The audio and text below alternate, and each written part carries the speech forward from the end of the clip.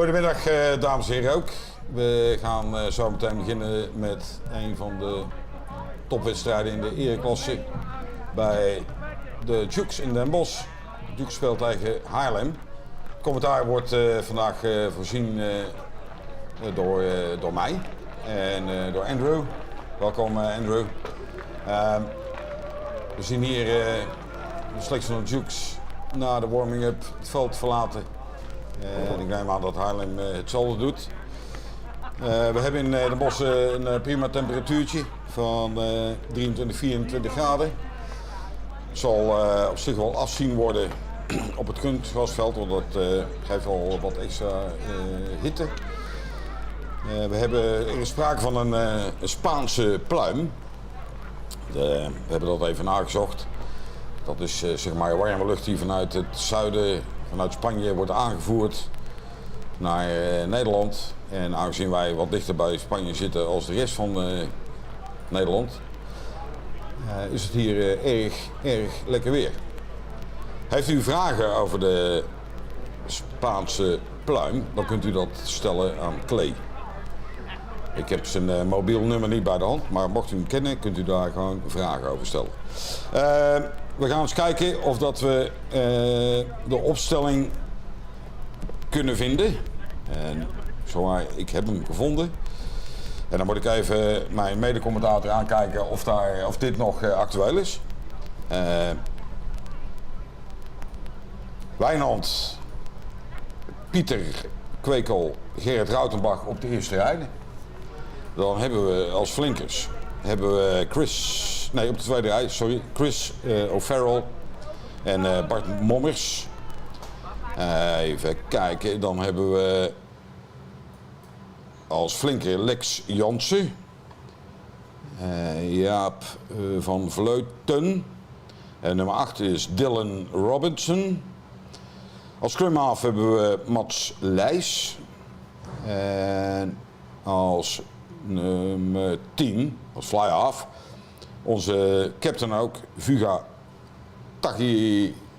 Kakibau. Op de ene wing Jenson van Rooij. Nummer 12, dus eerste center, Sione van Gaioui. En dan als tweede center Gian van der Boogaard.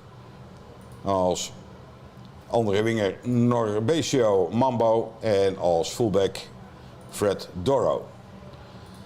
Als reserve hebben we ook nog staan Lars Lindenbank, Royal Mwale, Andrea Serino, Rick Hartingsveld, Maarten van Os, Mees Voets en Milan van Dongen. Op dit moment is moet even kijken of ik ook de opstelling van Haarlem kan vinden. I've got the opstelling from Haarlem. Thanks for having me here. Thanks for having me back to do the commentary. It's always fun. Sitting next to you. We've got for the Haarlem team, we've got Kwemi Wamadam starting at number 1, Roberto, his brother, at 2, Billy O'Kelly starting at tight end, Stan Toura, who's been playing all over the field this week, starting in the number 4 position, Rijk Gumbalt starting at number 5, and Joris Smits on the side of the scrum with Bobby 10. Chris Raymond from New Zealand standing at the number 8 position. John Bikari, also New Zealander, standing at number 9. Dino Bozic making the switch from 9 to 10. Also played 15 earlier in the season. Joris Verhofstadt, definitely a player to watch, out on the wing.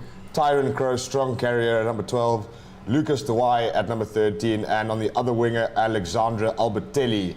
And holding up the final defense is Daniel Siku at number 15. It looks like it's going to be a promising game today. Yeah, I hope it will be a tight game. Ik hoop dat het een redelijk gelijk opgaande wedstrijd is. Het is, tenminste dat vermoeden heb ik.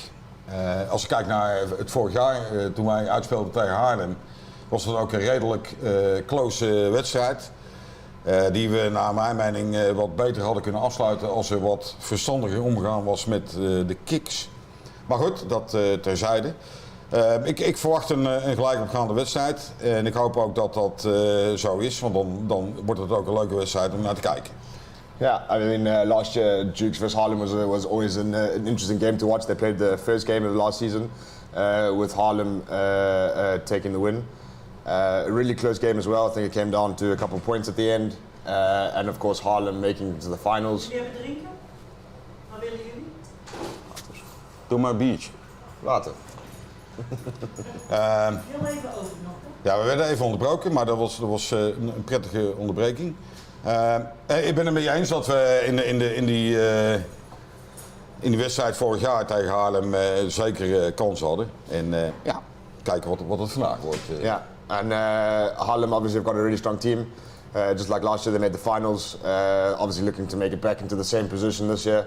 Trying to get back into the final. Dukes also having a strong team this year. Really lots of talent all over the field from both teams. So I think it's going to be quite an exciting game for those next to the field and also those watching at home or in Romania. Ja, want er zijn een hoop mensen in Roemenië op dit moment. We zijn op tour. Welkom als jullie kijken. Ik hoop dat jullie ook allemaal weer terugkomen. Dus let goed op elkaar. Even terug naar de stand in de ereklasse, Andrew. Op dit moment staat Gooi bovenaan met 3 gewonnen wedstrijden. Daaronder staat de Haagse, ook 3 gewonnen wedstrijden. Daarna komt de Dukes, ook 3 gewonnen wedstrijden. En dan heb je, even kijken, Haarlem staat op 5e plek, maar die hebben maar 2 wedstrijden gespeeld. Die moeten nog een wedstrijd inhalen. Dus die hebben ook alle wedstrijden gewonnen, zeg maar. Dus ja, dat is eens kijken wat het vandaag wordt.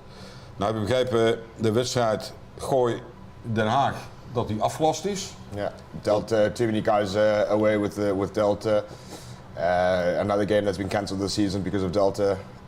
So unfortunate for those players. I'm sure they were looking forward to the game. Obviously good luck to the Delta guys.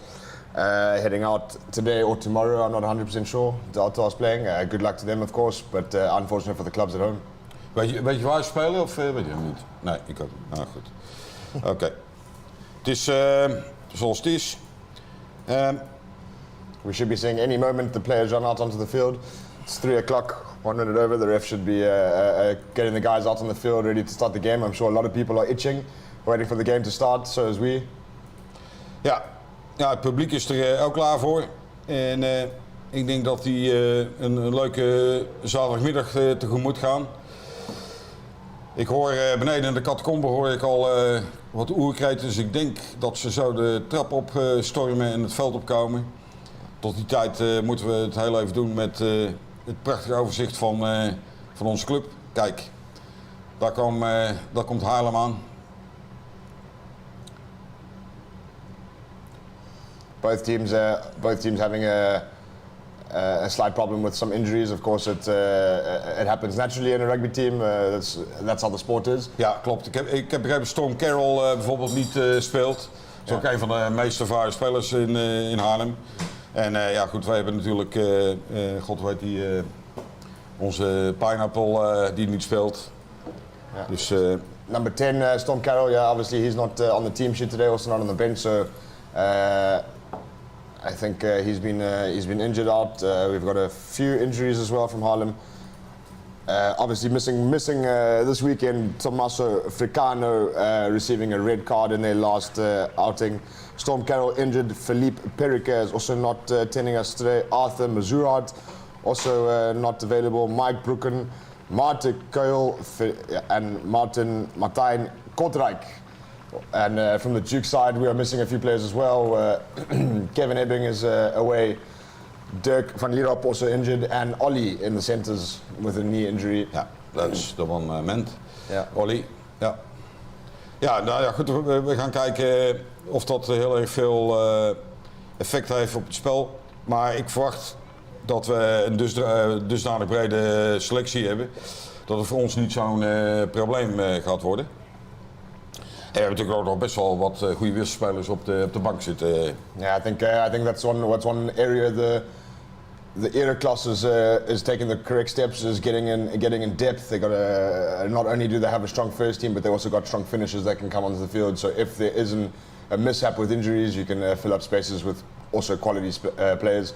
And I mean, that helps the team survive throughout quite a long season. Ja, precies. En dat heb je ook nodig in de eerklasse. Als je dat niet hebt, dan ben je kansloos. Ja.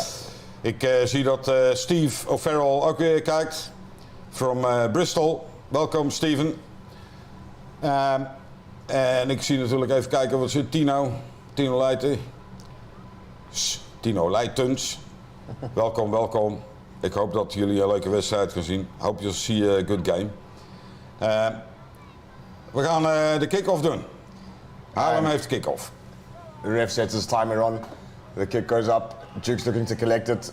s-hertogenbosch knocks it on. Advantage for Haarlem early on in the game.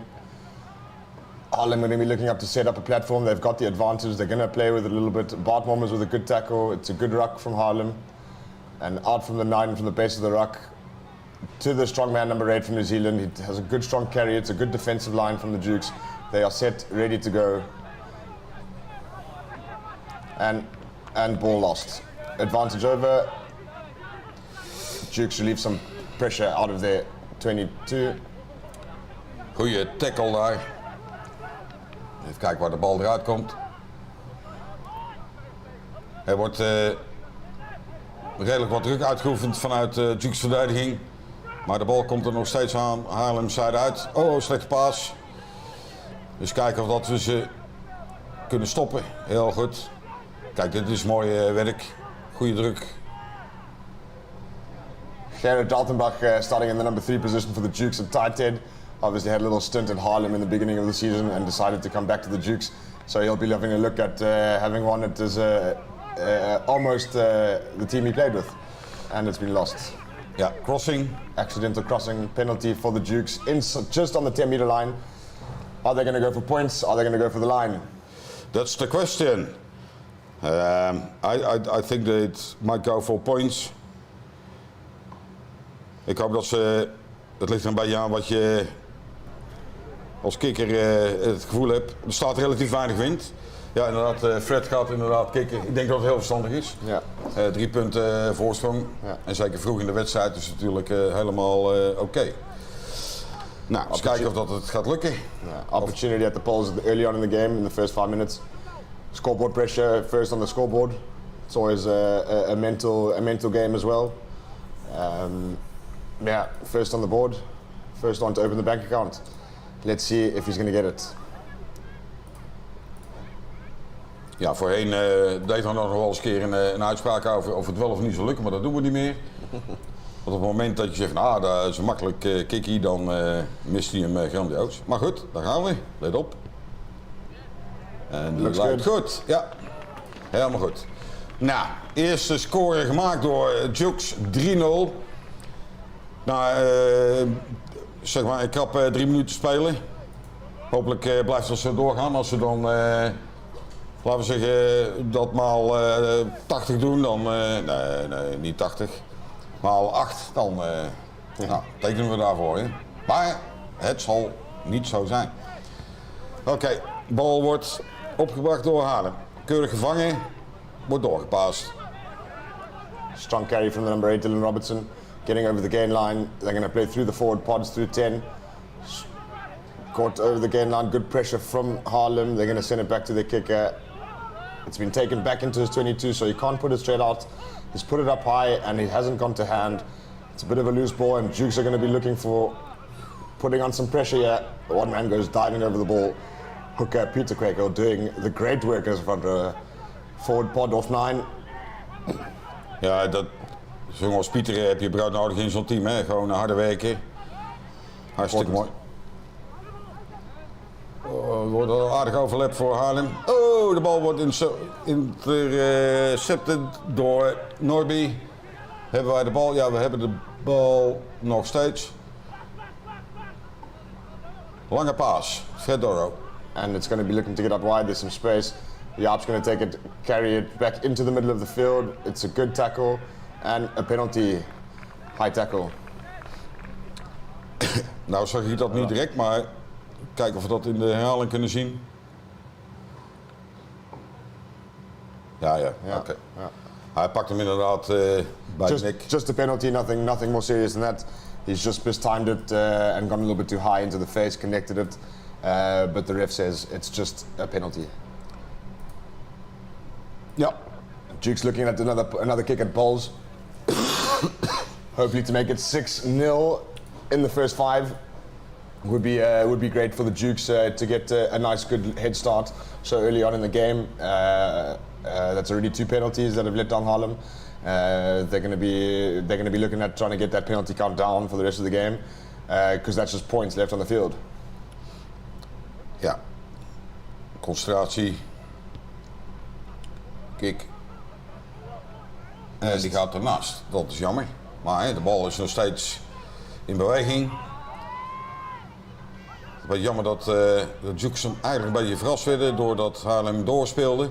Oh, nou ja, dankjewel. De bal wordt door Haarlem gepaast naar een Dukesman. De bal komt eruit. Wordt doorgepaast. Great carry from the second rower. Lex Jansen, or third rower, should I say?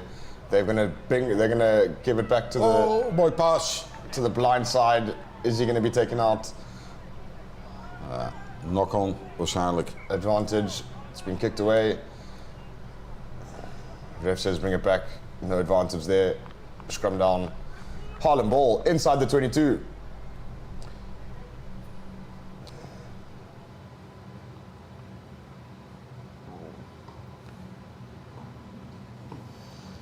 Ja, Dukes wordt al even verrast doordat ze meteen het spel weer oppakten na die gemiste penalty. First scrum of the game.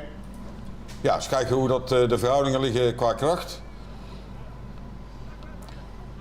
2 very big packs, 2 very strong packs. Gonna be all about who's gonna have the tighter bind and who's gonna have the right technique here. It's not gonna come all about the power. Of course, Duke's got 2 big guys in the front row there. A lot of power. Haarlem as well. Very technical guys. Very good in the scrum. Let's see how the first scrum goes. Eens kijken hoe het gaat. Ja, bal. Scrum ziet er redelijk steady uit. Relatief weinig beweging. Bal is eruit. Goeie tackle.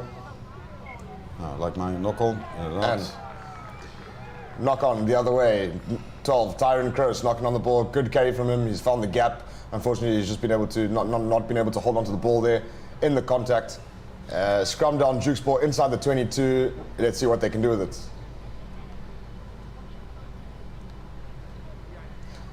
Volgens mij zie ik de voorwaarts trainer nauwlettend toekijken wat er gebeurt.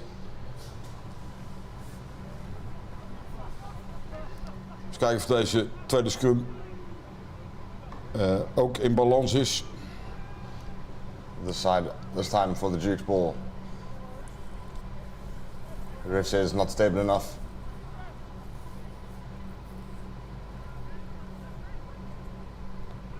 Ja.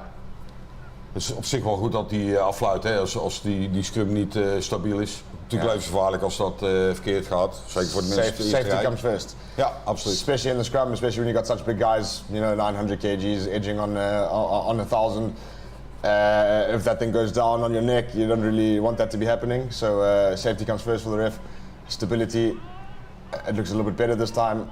It's a great push from the Dukes. Unfortunately, the number 9.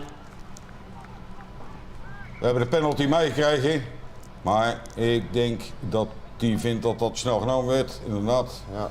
Helaas. Het was een goede break anders, hè? Dan had Bart gescoord. Yeah. It was a good scrum from the Dukes. You saw the push, initial push. Haarlem did really well to fight into and stay down. Again, the number 9 just getting his timing a little bit off and going for the scrum off a little bit too early, causing the penalty, which is giving the Dukes another opportunity to go for poles. Nou, derde poging. Eens kijken of dat hij hem nu kan maken.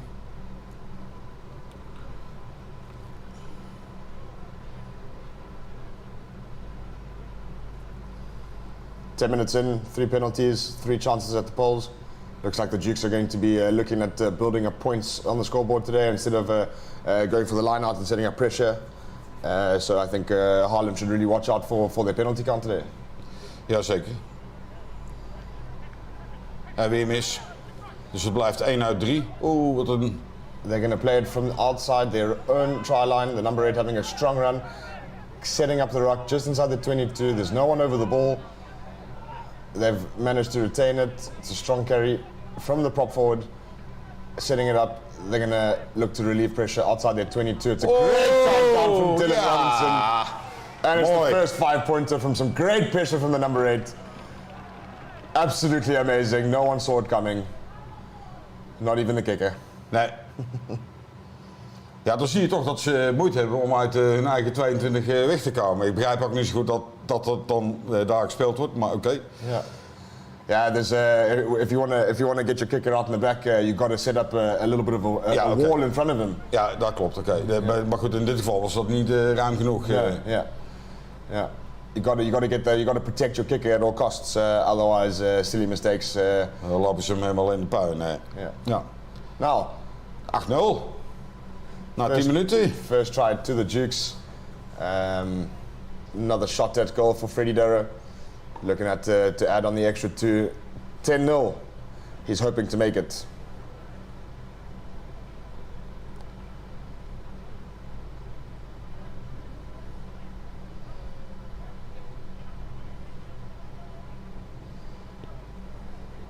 Just pulled it a little bit to the right. No go for the conversion. 8-0 in just after 10 minutes. Misschien heeft Fred zijn schoenen verkeerd om aangedaan. Ja. Ja, dat is jammer. Ja, het is ook vlak naast, maar goed, dan telt hij ook niet. fair. Maar goed, een mooie stand, 8-0 na 10 minuten. Ik denk dat we er wel eens slechte voorgang hebben. Yeah, it's a bad position for Haarlem right now in the first 15. 8-0 down. 8 is the lucky number in a rugby game. The opposition have to score twice to get back in. Now a converted try is only 7. Haarlem have to do some extra hard work to get back in front. Ja. So Dukes are going to also have to work hard to keep them out, keep them in their half of the field, and set some pressure. But Kickoff. Lex Johnson with the take in the air. It's a good take. Prima gevangen, ja. Yeah. Good ruck. They're going to play again through the forwards, through Big Mombers again. There he goes. Half break and ruck and to the fly half to kick it away. It's going to be taken in by Haarlem out in the wing. No, he hasn't. He's decided to rather leave it. Ja, hij is al in touch. Yeah. Line out. Haarlem ball on the halfway. Eens kijken hoe vandaag de line-outs lopen. Dit seizoen vind ik het beter gaan dan vorig seizoen, in ieder geval bij ons. Bij Haarlem kan ik dat niet zo beoordelen. Nou, first line out of the game. Sorry? First line out of the game. Ja, precies. Dus daarom zeg ik. Dus even kijken, of we het kunnen verstoren. Maar dat blijft altijd lastig natuurlijk. It's a little bit of a scrappy ball. Nou, die had even een paar kilo op zijn rug. Ja. Wordt keurig vrijgelegde bal. Wordt naar buiten gepaast. Maar ze komen niet echt ver over de gameline heen. Man wordt keurig gestopt. Ja, en je ziet dus dat ze moeite hebben om de gameline over te komen. Want ze gaan eigenlijk steeds verder terug. Maar de bal gaat nu naar buiten. Dus kijken of hij uit. Ja. Is dat Een verdienstelijke tackle van Norbesio.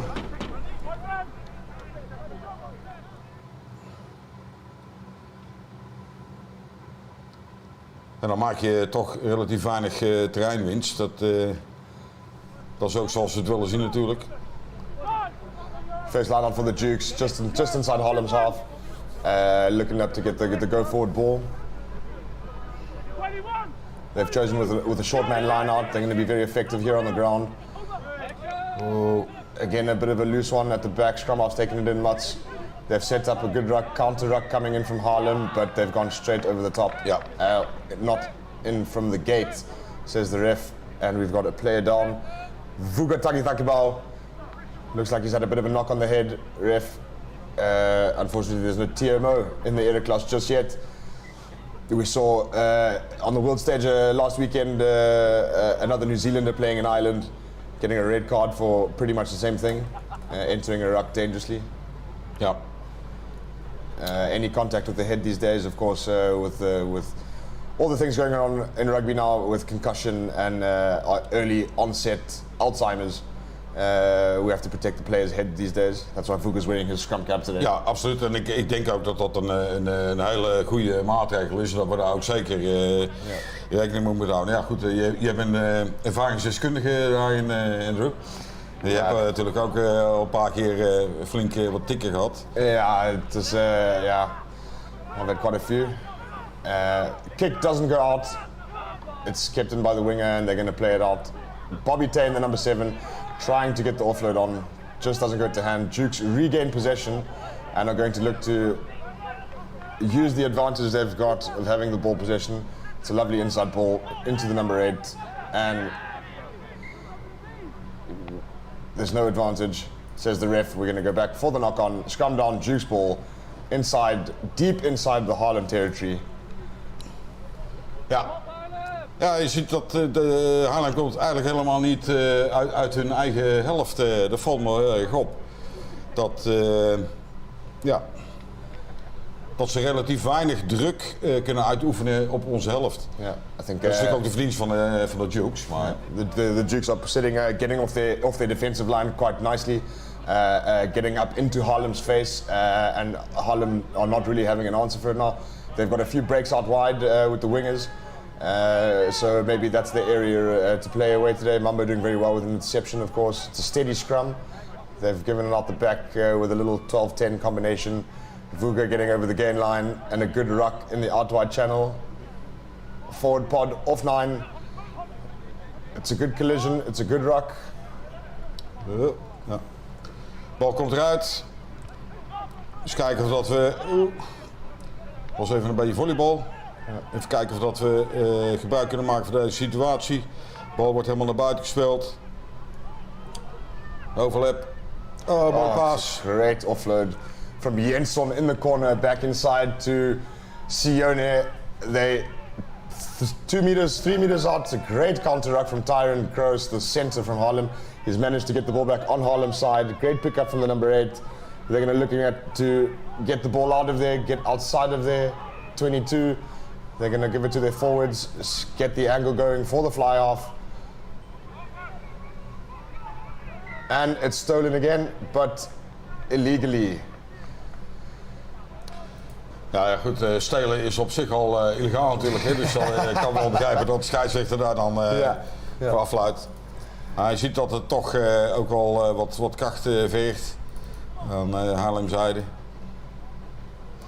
Nou, we zijn nog steeds op de eigen helft van Haarlem. Haarlem ball line out just outside of the 10 meter line. Let's see if they can set up a good platform and let's see some good running rugby. We don't want to see the forwards running with it all the time. I'm a forward myself, but we want to see some good running rugby today. Ja. The weather allows it. Ja, maar dit soort weer willen de driekwarten nog wel eens een keer het op de heup te krijgen. Toch altijd wel een beetje, zeg maar, de mannen van het zonnige weer. Yeah. It's out the back. They're going to put it up into the air. Put some pressure. Taken by Freddy. Bal wordt neergelegd, komt eruit, wordt doorgepaast. Helemaal naar buiten. Sione. De bal gaat de andere kant op. Mooie break. Chris O'Farrell. Chris. Come on, Chris. Second row. There you go. We horen het publiek ook enthousiast reageren. Ja. Nou, bal last in the tackle. Ze hadden al voordeel. Yeah, in from the side. Geert Rautenbach just not entering from the gate. Penalty on Haarlem's side. Great break from the second row, Chris O'Farrell. Stephen O'Farrell, you must be happy. A great break from him. Unfortunately, he just lost the ball in contact in that ruck. Of course, the Dukes setting up a lot of pressure, finding those gaps in the defensive line. Dukes are on to a very good start this game. Ja, absoluut. En ik vind Haarlem ook al eigenlijk een beetje slordig spelen met passes. Ze maken best wel wat foutjes, waarvan wij eigenlijk maximaal geprofiteerd hebben. That's 2 penalty kicks that we've seen today that have not found touch. That's an error from the kicker. They've lost the opportunity. They put in at the line out. They throw in. It's a good ruck from the Dukes, but unfortunately it's been stolen somehow illegally in that Maar ruck. dat is voordeel voor de... Nee, ik dacht dat hij voordeel aangaf, maar dat is niet zo. And big man against big man. s-hertogenbosch powering through Stan Tura, the second rower from Haarlem. Also a very strong runner, has been playing all over the field. Had a stint at wing, flanker, 8th man. Now in the second row, he can do it all. Ja, dat is ideaal als je zo'n speler hebt die je overal in kunt zetten. Dat is natuurlijk... ja. Er is ook discussies bij de jeugdopleiding. Hè? Van hoe moet je dat dan... moet je jonge jeugd al heel snel dus zeg maar een specifieke functie geven in het spel? Of kun je dat, is het beter voor zodat ze zeg maar alle facetten van de verschillende posities ondergaan? The best way, I think, personally, is just everyone does everything. And I think what's more important for the kids is also to try all the sports, not stay in at one. It's going to be a break from the scrum half. But loose ball, the line-out's not really going to hand today from both teams. And Freddie Doe, the kicker, is going to put it up high and put some pressure on the winger. He's taking it nice and cleanly, and he's going to take it right up into the defensive line and set up the ruck to play it out wide. They're going to play the blind side.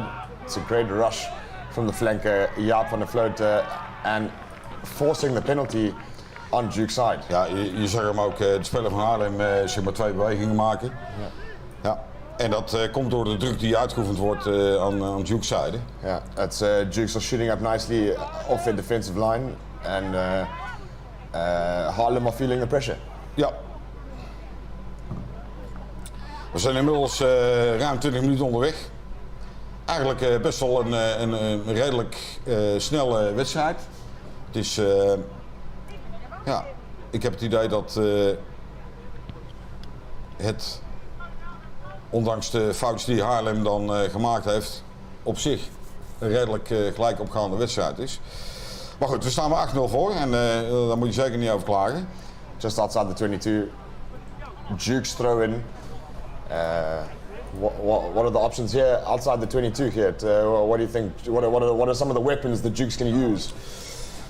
Ja, ik denk dat ze als eerste maar eens even moeten kijken of dat ze die line-out goed nemen. En dan kunnen we daarna kijken van wat zijn de opties. Ja. Maar ik denk dat wij hebben natuurlijk best wel wat snel 3/4 staan. En ik zou graag zien dat die dan in de lijn zeg maar door de 3/4 wordt uitgespeeld. Of nou de 3/4. Nou, bal wordt... Again, a scrappy ball from the line-out. En dan voel je je als scrumhalf niet prettig als je daar ligt. Dat kan ik je verzekeren.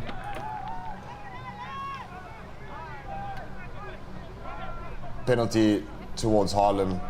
There you see Storm Carroll on the side, very passionate player. Ja. He's going to be upset he's not on the field today with his boys, helping them out in the number 10 position. Ja, zeker een bepaalde speler ook in zo'n team, hè, die Storm Carroll. Yeah. En hij speelt natuurlijk al jaren in Nederland. I think he's got 7 championships underneath the belt, so I think he's one of the most experienced players in the Netherlands at the moment. It's sort of the trophy source to follow him around clubs. It doesn't matter where he's playing. So Haarlem obviously looking to be in the finals again this year. Some of the Dukes players not being on the right side of that maul. It's a rolling maul. It's what I would have liked to see the Dukes try out outside the 22 with their line out. But Haarlem have set it up really nicely, and they have gotten a few meters from it. They're going to play it up through the big forwards. Goede tackle. It's good contact, but he hasn't been able to hold on. Stan Tura making up some good strong meters, and the number 10 thinks he finds a gap, just not making it. And we're going to go back through the forwards. Haarlem looking to find some momentum here. Are they going to be able to break that defensive line? They're making inches.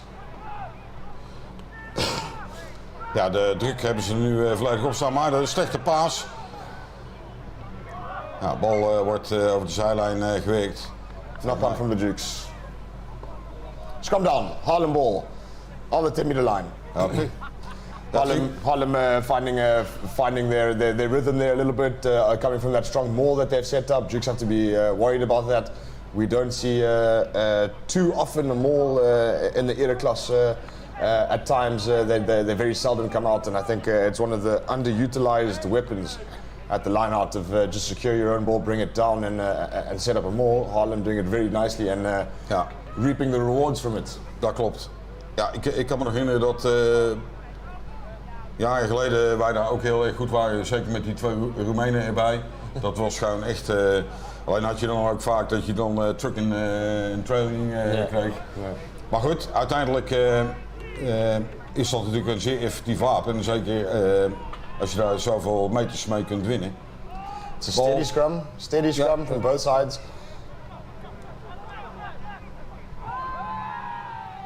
Nou, Guillaume wordt daar getackled. Jukes just choosing the wrong option there, not having a look at where the hips and shoulders are pointing, looking for the right kind of gap, setting up the platform and the angle for the kicker, sending it back into Haarlem territory. They're going to give it, and the fly off from Haarlem is going to give it straight back, just outside the 22. We're going to play a little bit of table tennis now. Ja, inderdaad. And the number 8's got it. He's going to put it up high. He's not shy of kicking. He's put it a little bit too far out for it up and under. And the number 8 against number 8. Oh, goede druk van Haarlem. Ja. Goed werk van de voorwaartse. So all starting with the number 8, Christopher Raymond from New Zealand. Also a really strong player. Has also got his caps for the Dutch team. A strong player to have. Of course, he's the one who started that little play there. Got the ball back for Haarlem. And there's a Jukes player in the middle of the way. He's got to be able to get out of there. Unfortunately, the Haarlem players are not going to let him go. They're going to look for that penalty. Advantage voor de Haarlem. Ja. Bal wordt uitgespeeld. Goeie, redelijke tackle van Norby. Hij gaat terug naar de eerdere overtreding. De ref. No advantage coming Haarlem's way. See, substitute's already been on, number 20. Ja. Of zo je vraagt, heeft de ref in de gaten dat er op kunstgras gespeeld wordt? Staat hard te wrijven om de mic aan te geven. Ja, dat klopt, Rob. Goede waarneming. Maar goed. Uiteindelijk gaat het om het gebaar en niet het verwoesten van het veld. Ja. Bal is in touch gekikt. Maar het is tijd voor blessurebehandeling. Yeah, time off. Ja. Time off is a little bit of a rest. A rest now for both teams. They're going to have a look at it. Just in the pause, as you'll see on the bottom of your screen. Next week, Thursday, is the next episode of Het is weer Ruk. A YouTube channel that we've started here at the Jukes. If you don't know about it, go and have a look. Find us on YouTube. Go and watch our episodes, guys. We talk everything and anything Dutch rugby, club rugby in the Netherlands, and it's a great time. It's good fun to watch. Ja, ik heb een paar keer gekeken natuurlijk. En, ik vind het zeer onderhoudend. Het is een leuk programmaatje. En zowel vanuit Jukes-zijde, maar ook vanuit alle andere clubs in Nederland. Leuke gasten ook. En ik denk dat het zeer de moeite waard is om daar een keer naar te kijken. Dus Rugby Nederland, ga kijken naar Het is weer Ruk op YouTube. Bal is ingegooid door Haarlem. En we krijgen hier weer een driving maul. Ja. De bal is nog steeds bespeelbaar. It looks dangerous and it's finally gone to ground. Pressure from the Jukes just outside the 5 meter line. Haarlem are going to be looking at the number 10 steps back inside into a wall of red. But forcing the penalty, they've got to get those penalty counts down. Hij kwam volgens mij van de verkeerde kant in. Ja. De scheidsrechter aan. I find if the player on the floor is lying quite in the length of the field and he's quite long, the gate is quite a big. It's quite a big gate, so I think the ref should have a look at that now. I think it's the second or third penalty where he's given out from not coming in from the side. And of course, if the player on the ground has done his job and he's got a good, nice, long place, then yes, the gate is very small. But in the Netherlands, you don't see that too often. That players have worked so hard after they've gone to ground, and they're still lying quite long, so that the gate's actually quite big. And 3 points for Haarlem. 8-3, 30 minutes in. Ik zie dat we meer dan 200 kijkers hebben op dit moment die live kijken. Hartstikke geweldig. Ja. De stand is inmiddels 8-3.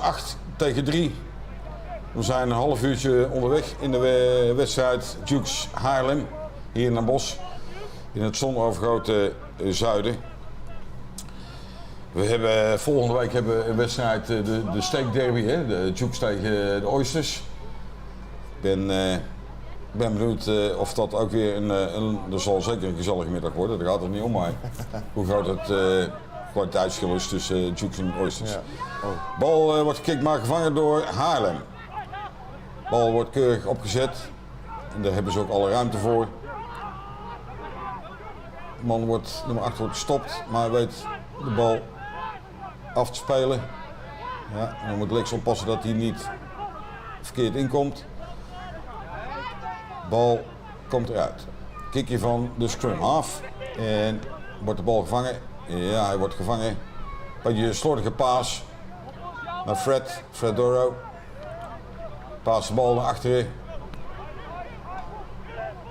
Eens kijken of dat Sion de bal kan offloaden. It's a good carry from the number 8, Dylan Robertson, just getting over the gain line, getting through half shoulders.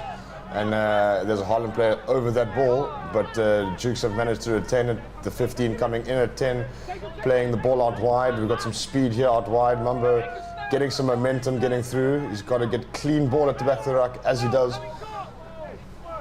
And a big crash in for the forwards, hitting a Haarlem wall. Ja, not being able maar to wel goed gelopen natuurlijk. Ja. Helaas werd dat gezien. Maar ja, goed, we hebben nog steeds balbezit. Schijnbeweging. De bal is vrij. Pieter raapt hem op en probeert er overheen te gaan. Matten spaast hem uit. Goede run van Fred volgens mij. Ja. And the big man, s-hertogenbosch, getting the offload. Ja, kijk eens. Forwards playing like backline players and Riff. He's taken a good steal at that ball. He's run straight over the scrum half and a dirty offload. And penalty for pushing against the Dukes.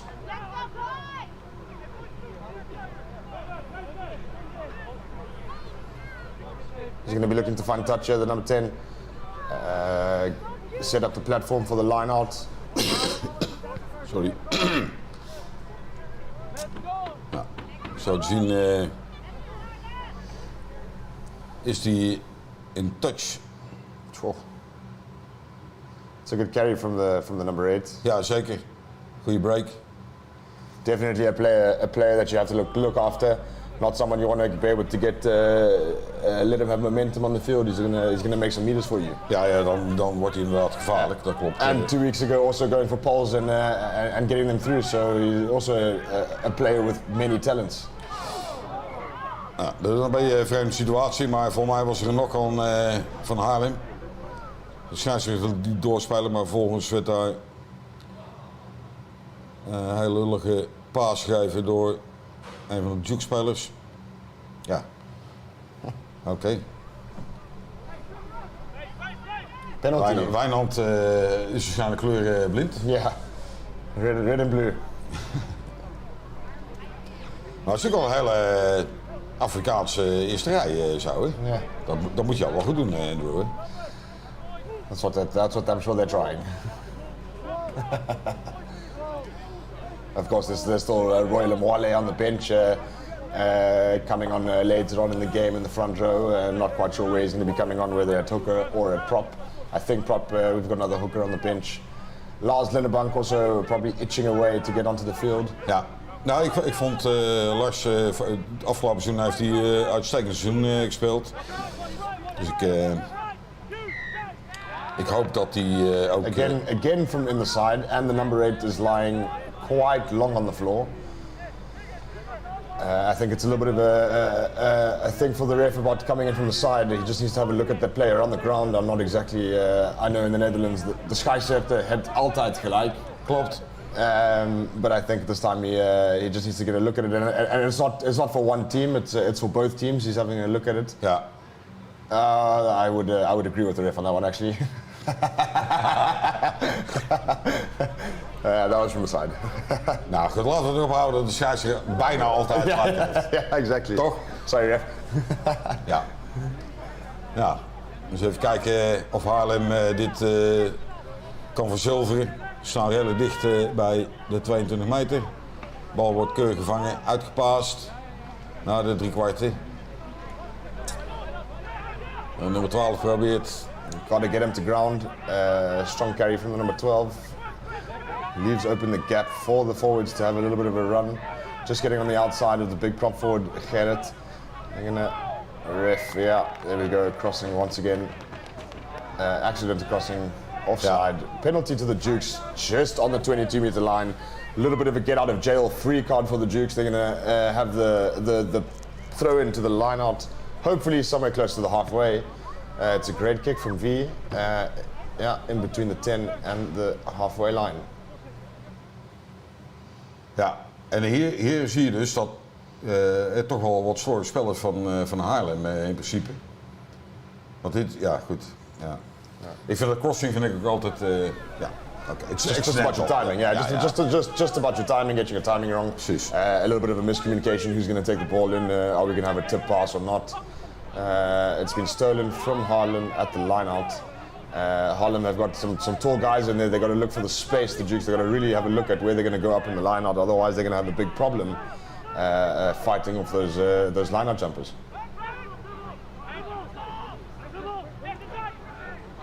Goeie run van nummer 8. Legt de bal ook goed neer, is goed bespeelbaar. Wordt doorgepaast. Nou, driekwart. Oh, een beetje vlakke paas vond ik het. Goed. Scheidsrechter heeft een overtreding gezien van Jux. En je ziet dat Haarlem nu toch een goede tackle.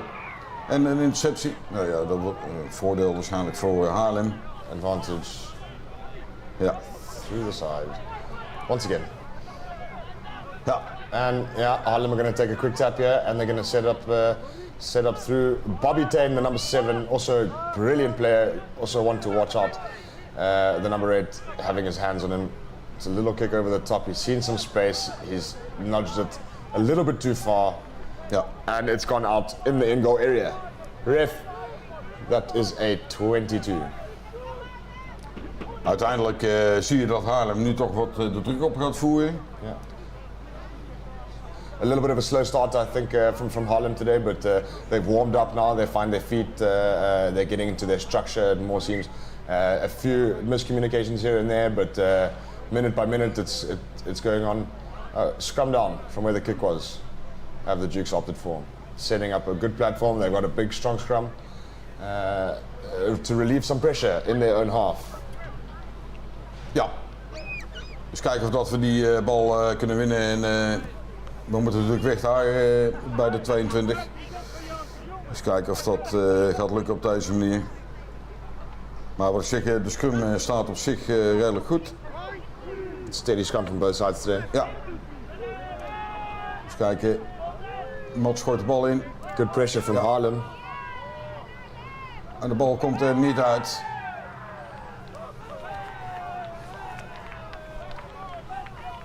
Scheidsrechter heeft een overtreding gezien. Elbowing? Ja, dat er een elleboog gebruikt wordt. Maar goed, dan denk ik van oké, dan hoort daar misschien ook wel een kaartje bij. Maar yeah. Or maybe he's signaling something to do with binding in the scrum, I'm not too sure. Yeah. But penalty, Haarlem, it's been kicked out inside the 22. It's a real good position for Haarlem to get a 5-pointer. They're going to be looking at getting over the line now. Ja, je ziet hier een goede druk hè, vanuit de Haarlem scrum, waardoor Mats de bal eigenlijk niet veilig kon stellen. They've gone for a full line-out. I imagine they're going to set up a more here. Yeah. Dukes are definitely going to have to get in there and disrupt it before they get onto a rolling more. Otherwise it's going to be very tough to stop. Exact. Want we hebben gezien dat ze daar zeer effectief in zijn al eerder in de wedstrijd. En dat, ja, dan hoop dat de forwards dat ook zien dan. Ja. time back on. Little chat for the boys, for the forwards. It's getting a little bit niggly maybe. Such a tight game, you can expect it. Ja. Eens kijken of die bal goed verwerkt wordt. Ja, keurig. Yeah, they've set up a more. Daar gaan It's ze. a good pressure from the Dukes, but unfortunately they're going to spin out of control. It's been taken down. And pick and go from the number 8. And penalty against the Dukes. Against Haarlem. Ja. And Dukes penalty inside the 22. Correct. Another get out of jail free card. Well done to the Dukes for getting some good pressure on. Heb jij gezien wat er gebeurde, Andrew? No. Nee. Probeer, maar ja goed. Voor mij is dat daarvoor al gebeurd van, maar goed, ik kan ook niet. Maar goed, prima. Dit is een mazzeltje. We've got 40 minutes on our clock. There's been a few time stoppages throughout the game, so I don't think it's halftime just yet. Nee, maar er zal niet achterlijk veel tijd bij komen, vermoed ik. Ik denk dat er 2 of 3 minuten bij komen. Ja. Nou ja, op zich tot nu toe een redelijk onderhoudende wedstrijd, een entertaining game. Ik zie veel foutjes aan beide zijden. En we hebben natuurlijk als Dukes het geluk gehad dat we een paar keer, zeker dicht bij de trijlijn, een foutje van Haarlem geweest is, waardoor we steeds zeg maar geen tegenscore kregen. I don't believe this is halftime. Nee, lijkt me ook niet. Bart heeft een blessure. En daar wordt even op gewacht. Looks like he's up, ready to go, having a chat with the ref. Ja.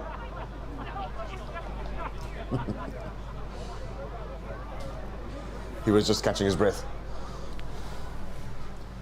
Ik vind Bart wel fitter als vorig jaar. I think Delta has done absolute wonders. He's lost a bit of tin. He's been playing some really good rugby, of course, getting into the Delta team. He's been working really hard on his game, but of course at the Dukes as well. Competition breeds talent, because we've got a whole bunch of new players and we've got talented guys all over the field, and now it's your position is not certain. So now you have to. He's kept it in. No, yes. I think that's had something to do with it. Whereas now you have to really work hard to fight for your position in the team. Yeah. And I think he's playing some absolutely amazing rugby. Of course, naturally he's a number 8, but having that versatility to go into the second row as well also helps a lot. Ja, nee, absoluut. Dat klopt ook. Dukes. Bal wordt ingegooid, keurig gevangen door Chris. Nou, kom op. Even een goede aanval.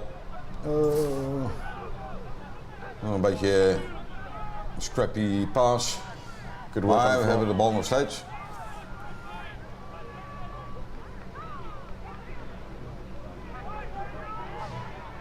It's a good run from Kian, getting through the gain line, getting through the defensive wall. It's a little bit of a miscomms from the forwards there. They've set up a good ruck. Ball's going to be recycled, but no advantage. Penalty again from the side.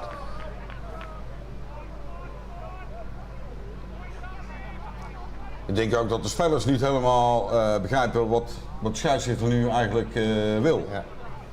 Maar goed. Zolang als het onze kant opvalt, mogen we daar niet over klagen. Maar ja, het is natuurlijk jammer dat je dan zeg maar als scheidsrechter niet kunt dadelijk krijgen wat je dan van die spelers verwacht. Yeah. Said maybe it's something for the captains to just have a chat with him and ask exactly what he's looking for.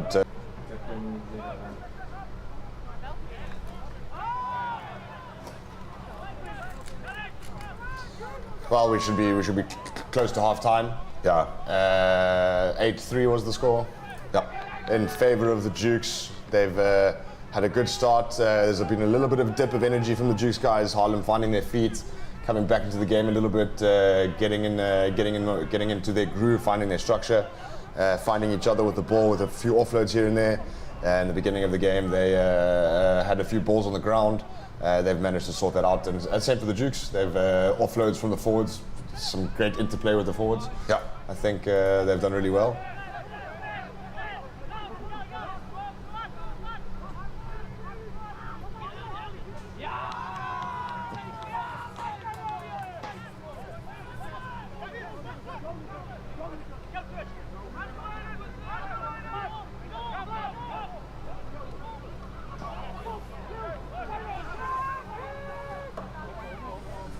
We're still waiting for the picture to come back on the screen so we can carry on watching the game.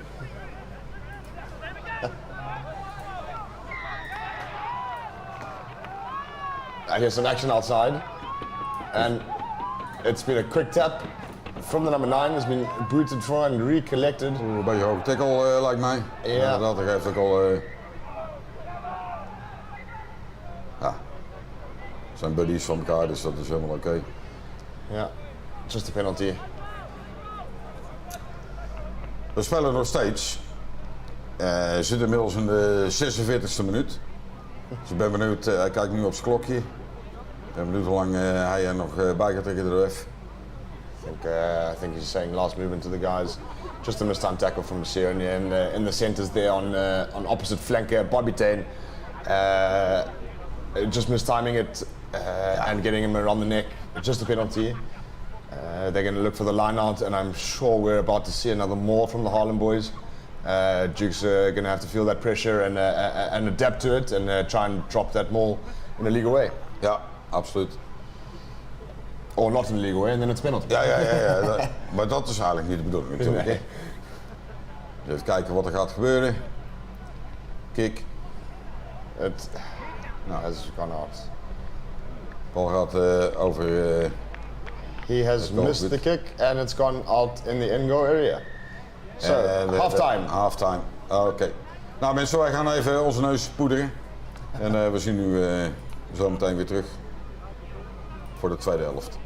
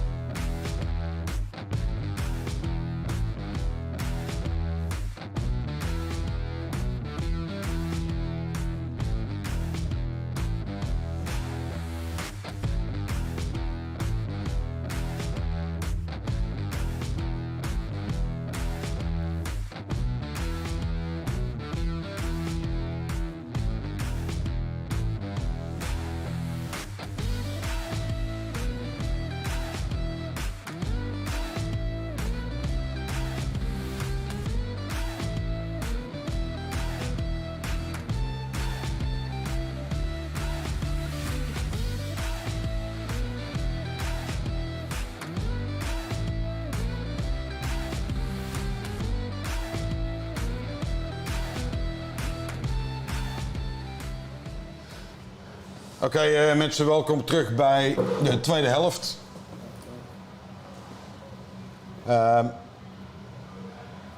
Stand dus 8-3, zoals je kunt zien. Jukes gaat de kick-off nemen.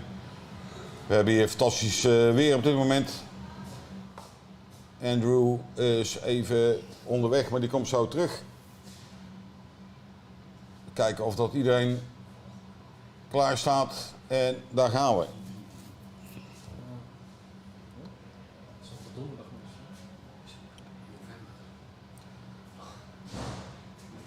Bal wordt gevangen door Haarlem Zuiden, maar de bal wordt niet goed verwerkt. Dankjewel, Andrew. Zoek staat er 22 meter van. Haarlem. Eens kijken of dat we de bal terug kunnen winnen. Maar de bal wordt uitgespeeld. En dat is een goede break van Haarlem. At the back door. 8 against 8. Dylan Robertson against Christopher Raymond. 2 strong number 8s battling it up in the middle of the field. Haarlem not opting to kick it out. They want to keep the ball in hand and have a little bit of a go with it. Lars Linnebank on the field in at hooker. A live wire, also one of the players you have to keep your eye on. And a penalty. Penalty. Quick tap from Haarlem. And knock on. Maar bal gevangen door Gian. Gian maakt een break. Voordeel Jukes. Zo te zien heeft iemand problemen met zijn sleutelbeen. Ik kan even niet zien. Mats, scrum off. Oh jee. Hopen dat het meevalt. Mats heeft een lange weg terug doorgemaakt van zijn blessure. Broke his elbow last season. Ja. Quite a bad injury, but he's done well to get back on the field, back into the starting lineup. Is also quite a live wire at the base of the scrum, at the base of the ruck. He's got a good pass on him. Jukes are going to have to look to fill up that hole if he's going to get off.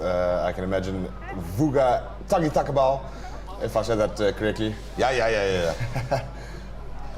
In that scrum off, I think. Ja. See Maarten van Os warming up on the side, getting ready to come fill up that fly-off position if needed. Ja, Maarten is natuurlijk ook jaren vaste waarde geweest in het team, maar ja, op een gegeven moment de leeftijd achterhaalt je dan wel enigszins. Maar nog steeds een zeer nuttige, noemen we dat, reservespeler.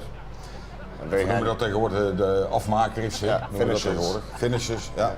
Yeah, there's if you look at South Africa rugby, the way that they do it, actually they leave quite a strong bench on to come and up the energy into the second half. And of course, if you've got players like that on the bench, they can come in and do the job properly. Ja. Helps a lot. Ja, zeker.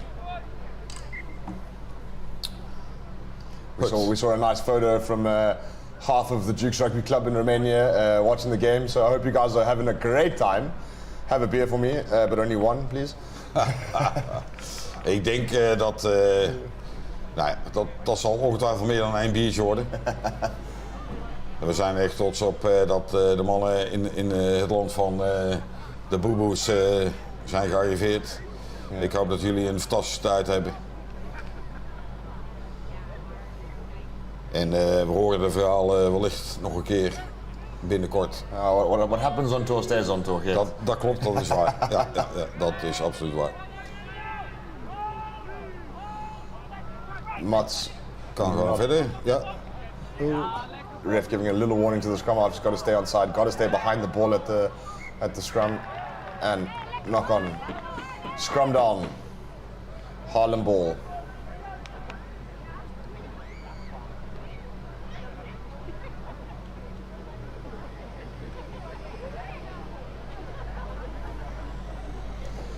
It's been a good day for the scrum today. Steady sides. We've got a replacement in on the front row.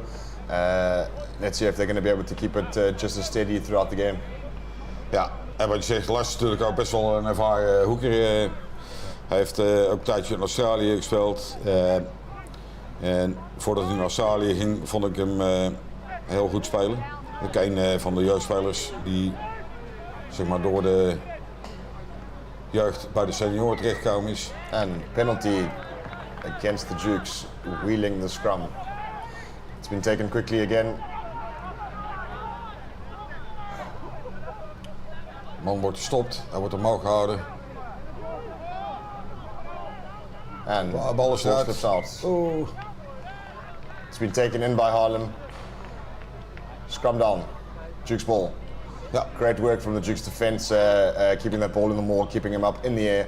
Dylan Robinson at the back of the scrum, doing the hard work and getting the ball back onto the Duke side.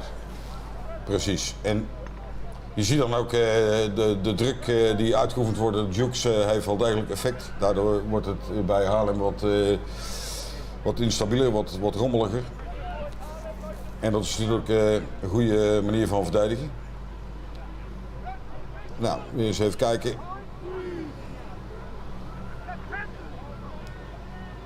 Nee, daar gaat het verkeerd. Straight down. A little bit of pressure coming in from the front rows. They got to get their binds nice and locked in to keep that scrum up. Ja. Ja, ik vind het altijd moeilijk om te zien wie nou wat doet op die eerste rij. Ik ben zelf 3/4 geweest, dus voor mij een beetje abracadabra.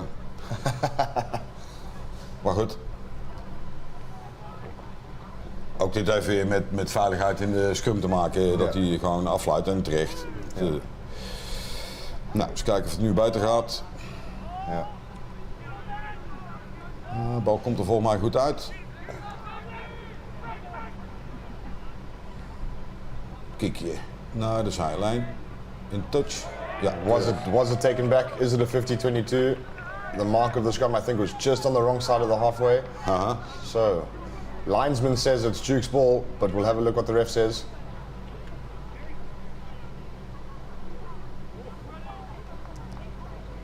Yeah, Haarlem ball. I thought so. The mark of the scrum was on the wrong side, so taken back into the halfway.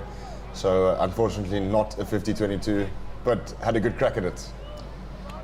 Royal Imwale now on the field, in at the front row. We've replaced Gerrit Ruitenbach in the eerste rij. Let's see what kind of impact he can bring in. It's a grass ball from the line out of Haarlem. Setting up the angle, look like they're going to have a little bit of a switch play. Yeah, through the forwards on the blind side, it's a good defensive shot. Volgens mij wordt de bal gestolen. Nee, net niet. Ik zag Gerrit naar die bal toe gaan, maar Wijnand, sorry. They look exactly the same. Ja, no problem. Dus praat ook hetzelfde. Goed. Fred Doro. Minder goede paas vond ik dat. Enfin, de bal wordt nog steeds bij de Dukes. Kiekje over de defense. Maar nummer 14, de winger, vangt hem. Straight out. Ja. Line out, Dukes ball deep into Haarlem territory. Hebben toch weer een mooie treinwinst op deze manier. Slim kiekje. En dan is het jammer dat dat op deze manier, goed, hij raakt hem een beetje lullig. Dat op deze manier verwerkt wordt. Line out. Eens kijken of dat goed gaat. Pressure from Haarlem. Oké, beetje mazzel. Bal komt eruit. Bart laat de bal vooruit vallen.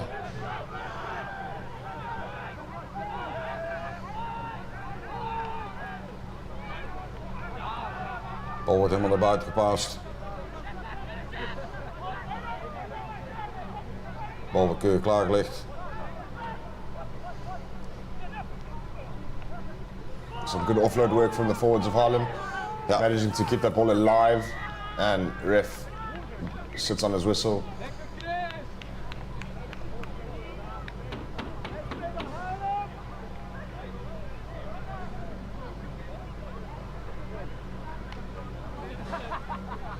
Volgens mij nummer 1 van Haarlem voelt zelf al dat hij iets deed wat niet kon. Maar goed, de ref heeft het niet gezien. Er wordt veel gedronken het is natuurlijk ook extreem warm voor de tijd van het jaar. Je ziet dat, het is 23 graden hier. Dus als je nadenkt over het jaargetijde, redelijk absurd. Maar goed. A lovely day for rugby. Absoluut, absoluut. En ook voor de derde helft gaan we dadelijk eens even heerlijk, want het is dorstig weertje, dus dat moet natuurlijk opgelost worden. Ja. Heb je gezellig mee in doen, of heb je gisteren weer te veel gehad? Oh, je moet werken, sorry, ja, dat gaat niet lukken. Ja, dat was gemeen van mij, dat was niet zo bedoeld. Unfortunately I'm going to miss the third half today. But that's no problem, there's always the next week in rugby. Dat is waar, dat klopt.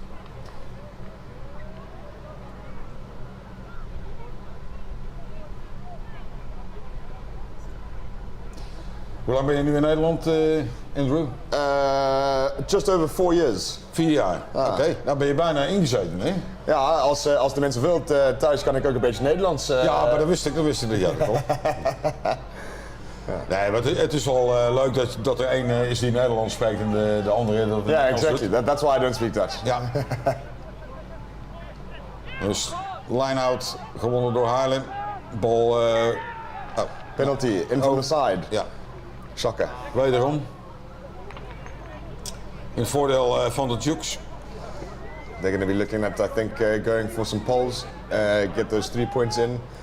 Just inch that lead further and further away from out of Haarlem's reach. Ja, inderdaad, je hebt gelijk. Ik denk dat het een hele goede beslissing is. Want dan heb je, even kijken, dan heb je 8 punten verschil. Dan moet je toch een geconverteerde try maken in een penalty om het bij te... Exactly. It's a game of numbers. Ja, which is absoluut. very unfortunate as a prop forward, because my counting's not very good. Nee, ja, er zijn wel meer mensen die er alles van hebben.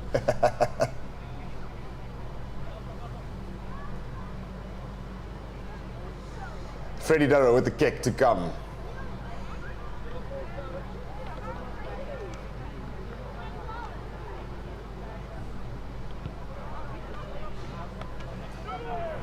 It's a great kick from Freddie. Mooie lengte, ook precies door de palen in het midden. Heel goed. Ja, 11-3, Jukes. Ja. Volgens mij dat 4 uit 2 nu. 2 uit 4 bedoel ik. Hij heeft 4 kicks. Ja. En 2 raak en 2 mis. Volgens mij wordt er gewisseld. Mambo on the wing, coming off for Mace Foots. Also one of the younger, talented guys. I see Gian also heading his way to the side of the field. So I think Mace coming into the centers and someone else coming onto the wing, I assume. Even kijken of we dat kunnen ontdekken. Contestable kick from Haarlem. It's been taken by the Jukes. Chris O'Farrell grabbing it in, setting up the ruck for Jukes to play out of their own 22.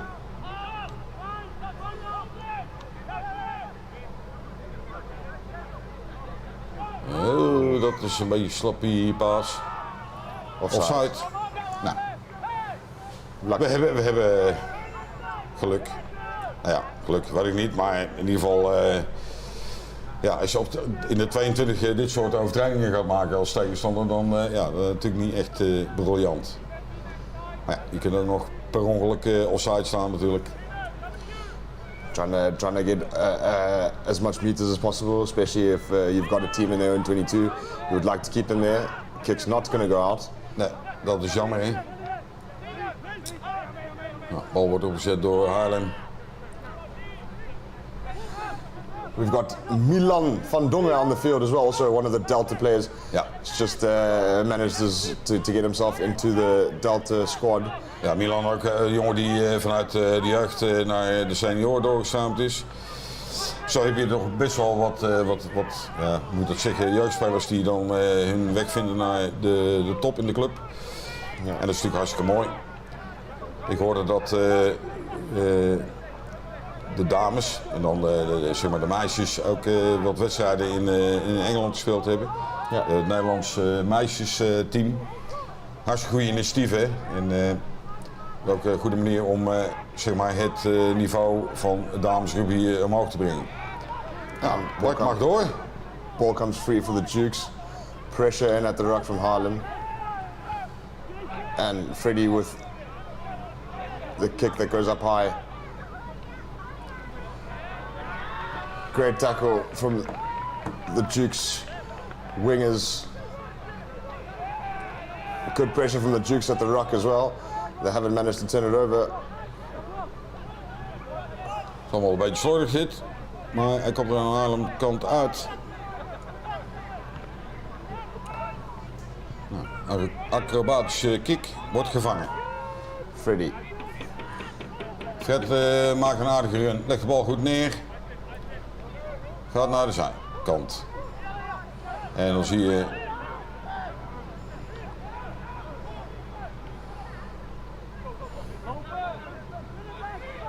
Through the forwards again in the middle of the field. Ja. Ball comes loose. Haarlem gathers it. Oh, sloppy paas. Ja. Ja, kijk voor die... Ja. Oh. Ja, jammer. Dit zijn van die klote balletjes, hè. Dan loop je daar en dan gaat hij precies de verkeerde kant op. Was overigens niet zo heel erg goed aan Duke's zijde om die bal zo aan Haarlem te geven. Maar goed. Line-out, vermoed ik. Ik weet het eigenlijk wel zeker.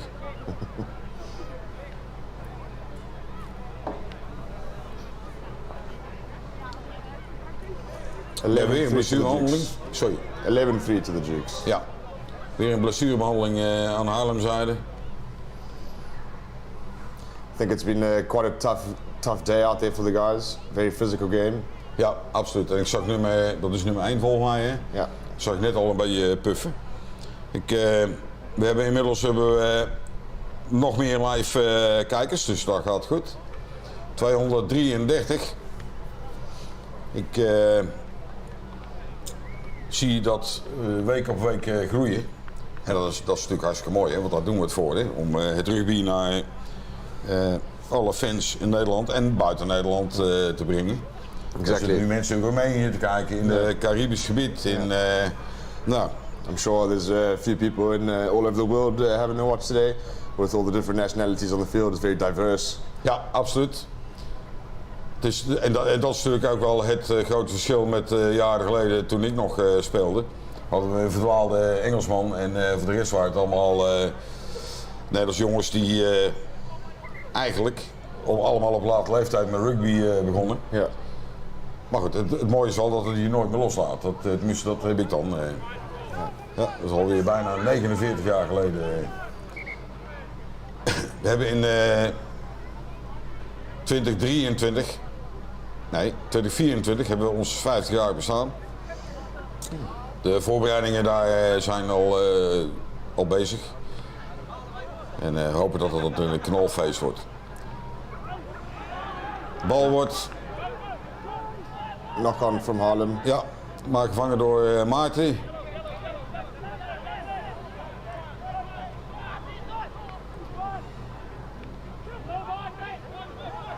Strong carry from the number 8. Through 10, out the back. Yeah, he's lost it. Ja, dat is een knock-on. And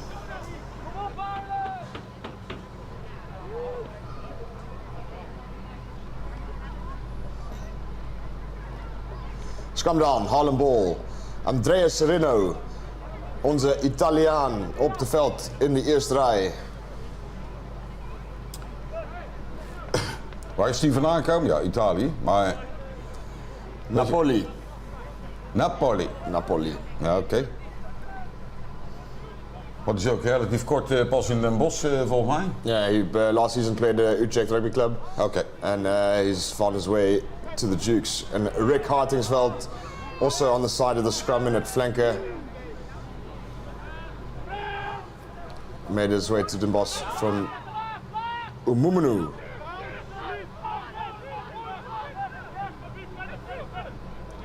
Nou, bal wordt uitgepaast, kikje. Ik neem aan dat hij gevangen wordt. Nee, moet ik niet doen. De bal is in touch. Line out just outside the 10 meter line from the Dukes try line.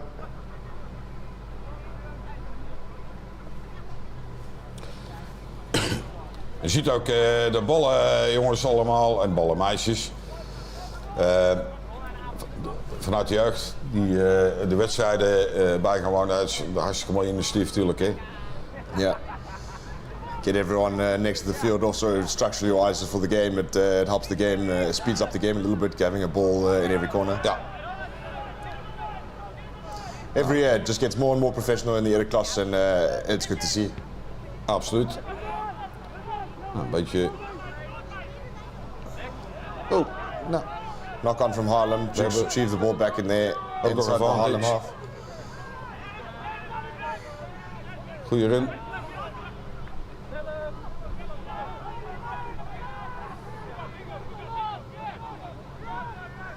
Scheidsrechter bijna in de weg. Wordt goed doorgepaast. Kijk of daar een mogelijkheid is om door te breken. Bal is bespeelbaar. Nummer 1 die ligt offside. The Dukes made it inside the 22 of the Haarlem, inside Haarlem's half, through the forwards again. Forward pass. Dat is jammer. Some good work by the Dukes to get deep inside Haarlem territory. Unfortunately, just losing the ball there. Scrum down, Haarlem ball.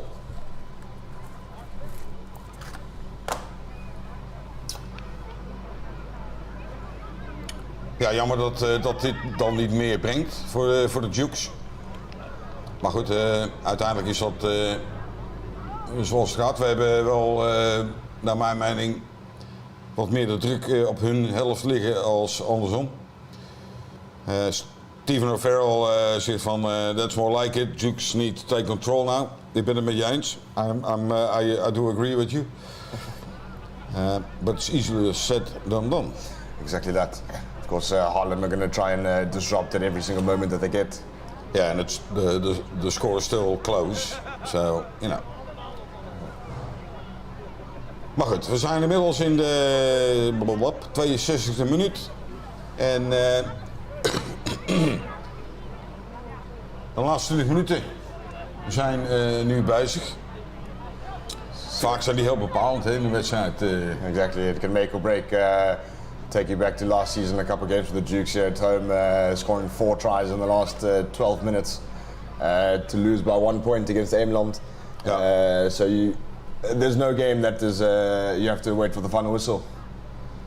You never know what's going to happen. Er wordt wat gediscussieerd daar tussen de hoekers. Lars die zich niet laat intimideren door zijn tegenstander. De scheidsrechter vindt daar ook iets van. Ja. En terecht.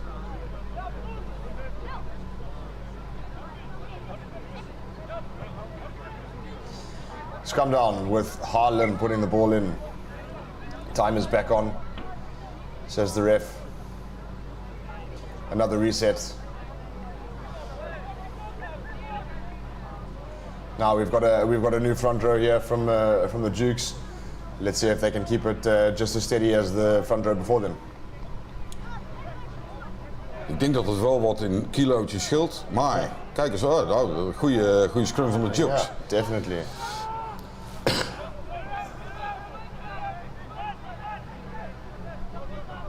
De bal is nog steeds in Haarlems bezit. En de bal gaat niet een touch, goed gevangen door Maarten. Wordt veilig gesteld. Kijken of we een beetje een break kunnen maken. We hebben de druk er aardig op staan op dit moment. It's a good defensive line from Haarlem. Ja, absoluut. Getting off their line and they're man for man. Dukes having to look to play with it a little bit more to find some gaps. Vuga to Mace. Mace with a little step. Sets up the ruck.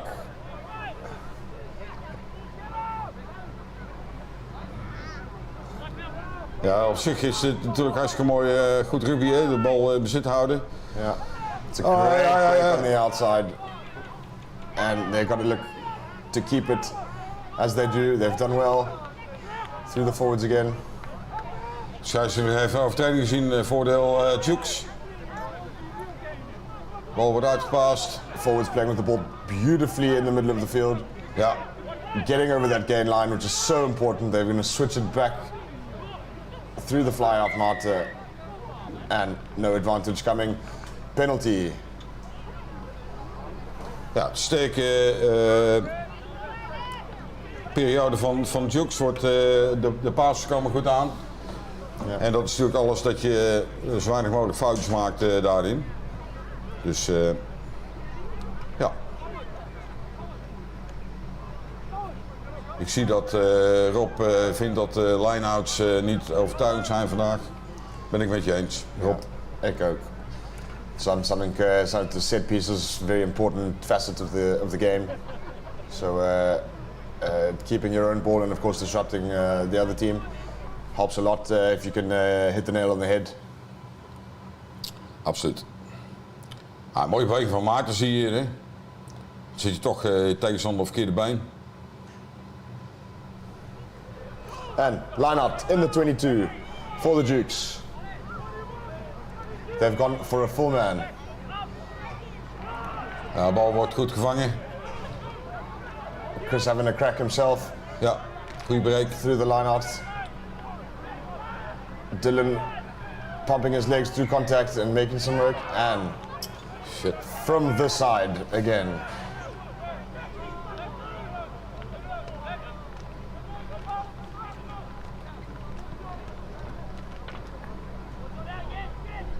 Nou, de man gaat weer zitten. Nou, de bal wordt uitgekikt. And penalty for Haarlem. They've taken the kick and it's found touch this time. Haarlem have the throw in.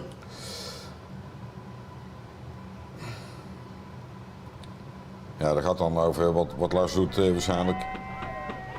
Die penalty.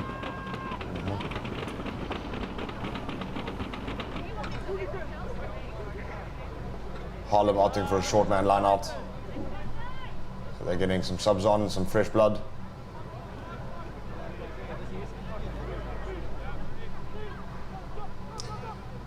Bal wordt ingegooid, lange bal. Goed gevangen. Kijken of dat ze wat kunnen opbouwen van achteruit. It's a step back inside, good tackle. Good chop tackle, allows the ball to be stolen. And there it is, penalty for the Dukes inside Haarlem territory. Helemaal goed.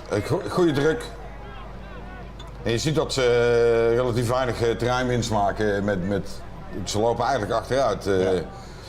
Maar goed. See a great chop tackle here from Rick Hartingsveld. Ja, perfect. That allows the players to get over the ball and get the steal in. And Freddie Durrow with the kick to come for the Poles. Trying to edge those points just a little bit further away from Haarlem. Set some scoreboard pressure. And of course, if they get it, we'll have a restart. Ja. Belangrijke kick.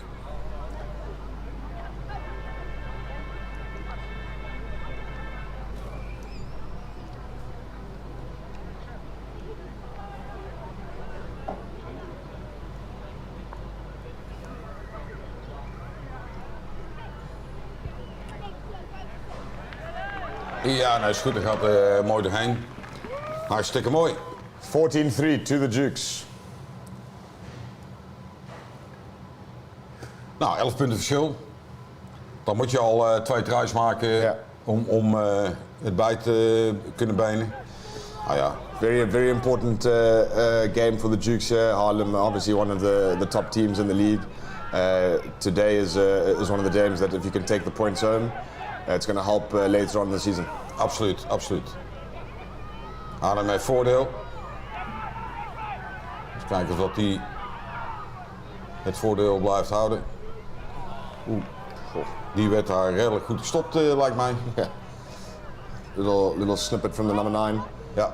And he's given a loose ball. Zij zich laat doorspelen. Leek wat op een knock-on.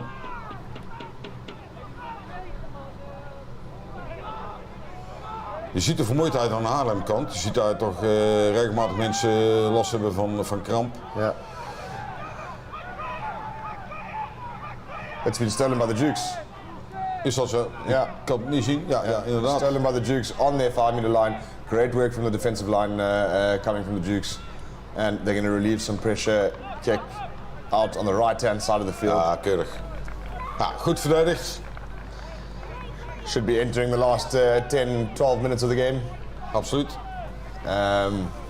This is where it's time to put the pressure on and really finish off the game on a high note. Ja.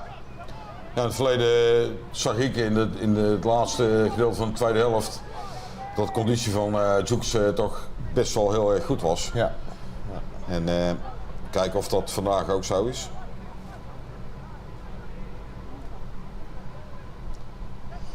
They use the back of the line out quite effectively. Haarlem, they've got a good throw in at number 2. It's a well-worked line out and a great maul. Ja, je ziet die. Dit is wel een heel effectief wapen van ze. Ja. Maar je ziet dat dat moeilijk te stoppen is. Dus kijken of dat ze het een beetje goed kunnen uitspelen. Ja, daar kan nummer 10 ook relatief weinig mee natuurlijk als je zo dichtbij staat, maar goed. De bal is nog steeds in Haarlem bezit. Haarlem not giving up just yet. Fighting for every inch, but penalty not coming their way. Well done from the Dukes.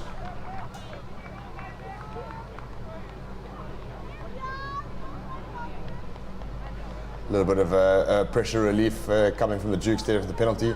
Het is altijd welkom natuurlijk, hè.